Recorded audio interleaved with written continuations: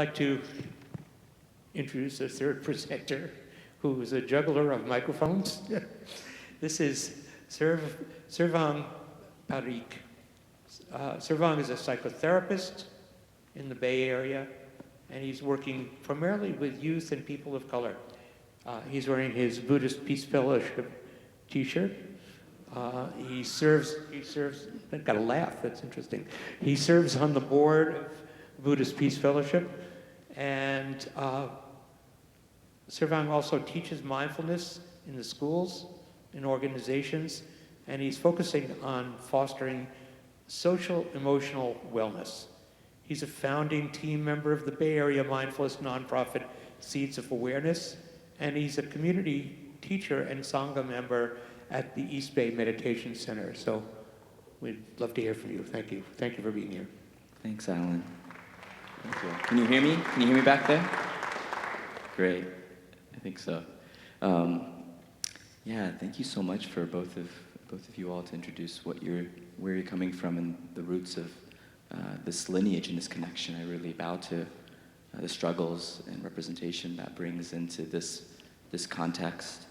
I feel so privileged to get to represent so many beautiful gems and vehicles of mindfulness in these traditions here, through Buddhist Peace Fellowship, which I'll speak more primarily about what we get to do within that container, Seeds of Awareness, which brings in this social emotional awareness and healing into schools, into communities, through therapy and counseling, and this beautiful urban refuge and retreat space that's here, East Bay Meditation Center, that is one of the most radical and inclusive spaces I've been able to practice with.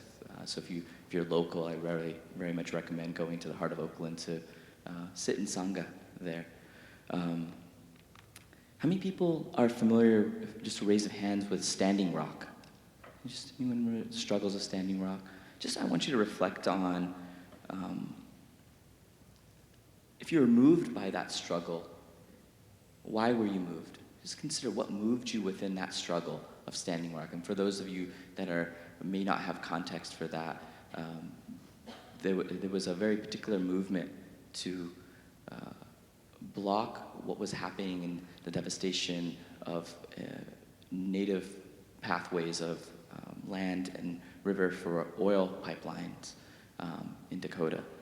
And so one way that we at Buddhist Peace Fellowship connect with Standing Rock, it represents this classic example, this indigenous direct example of being able to harmonize and reharmonize with what is one of our our own precepts of the energies of block, build, and be.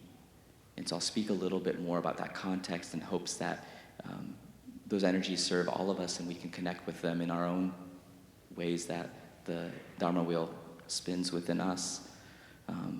And so particularly Standing Rock, it's blocking these energies of harm and injustice, right? And how do we block that within our own society, within our own selves, the perpetuation of violence and harm? And then to build inspiring new pathways, new ways of connecting with community, to reconnect with land, with ourselves, and in service of what is allowing us to really being in alignment with spiritual truth and sacred life, Buddhist or non-Buddhist. How do we connect with the sacredness of our life? And so that's really these energies of block, build, and be that are some of the foundations that Buddhist Peace Fellowship supports movements and people and in many spheres to align with and around as an organizing principle. And it can be applied to really any movement form, from environmental justice to immigration and struggles of migrants all around the world and here, to demilitarization, Black Lives Matter, gender justice that was spoken earlier, right? How do we block? How do we build? How do we be inside of that? And you might have your own examples of how you're doing that within your family, within your communities, within this containers that you're inside of. And locally, one way to think about it, one way we reflect is, you've heard this think global, act local. Just a week ago, on June 22nd, there were Buddhist friends that did a 3-week peace march across Massachusetts to connect and commemorate Native Americans killed by European colonization in that time. And these struggles of colonization, immigration, climate are really still connected. You know, you were speaking about how immigration continues to be such a violent form that we very much are connected to, and many folks here I can recognize that might come from a lot of migration patterns, including myself here. Last week, Japanese American groups protested in Fort Sill in Oklahoma, and it was getting notoriety because it was used for the Japanese internment camps in World War II. And it's now, that same site is a detainment camp for migrants today, right? Migrant children. So you can see these interconnections of histories, and it's lesser known that in the 1800s, 1886, when that was the same place where Native Americans were held. Right? So you can see that these legacies continue here in this really, these karmic bounds of our own social identities.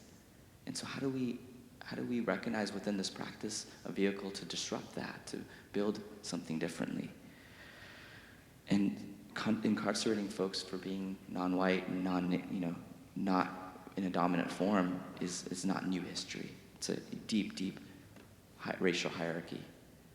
And how much of this is connected to really the impact of climate change, climate justice, that we can see that, again, folks that would be the most vulnerable would be the first folks that are affected by the changes in temperature, the fires that are happening in Sonoma and different parts of California, globally in different places that are much more closer to where water lines will be rising and threatened in that way.